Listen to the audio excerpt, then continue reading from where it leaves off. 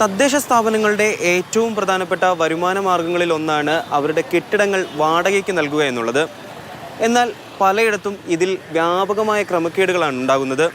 തിരുവനന്തപുരത്ത് MLAയും കോർപ്പറേഷൻ കൗൺസിലറും തമ്മിൽ വാടക കരാറിനെ ചൊല്ലിയുണ്ടായ തർക്കങ്ങൾ ഉണ്ടാകുന്നതിനും വർഷങ്ങൾക്ക് മുമ്പ് തന്നെ ഇത്തരത്തിലുള്ള ക്രമക്കേടുകളെപ്പറ്റി പലരും ആക്ഷേപങ്ങൾ ഉന്നയിച്ചിട്ടുള്ളതാണ്.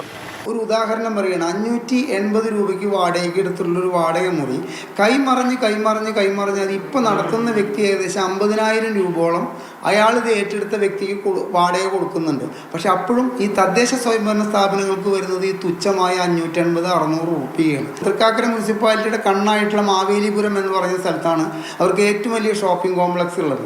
അവിടെ ഒരു 50 സ്ക്വയർ ഫീറ്റിൻ്റെ ഒരു സ്ഥലം കിട്ടണമെങ്കിൽ തന്നെ ഏകദേശം ഒരു 10,000 രൂപ വാടക കൊടുക്കേണ്ട സ്ഥലമാണ്. അവിടെയൊക്കെ വലിയ മുറികളൊക്കെ വാടകയ്ക്ക് കൊടുക്കുന്നത് നിസ്സാരമായ തുകയ്ക്കാണ്.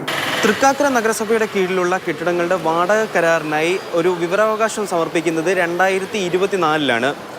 നഗരസഭ നൽകിയ മറുപടിയാകട്ടെ വിവരാവകാശ നിയമത്തിലെ 8/1A പ്രകാരം മറുപടി നൽകാൻ സാധിക്കില്ല എന്നാണ്.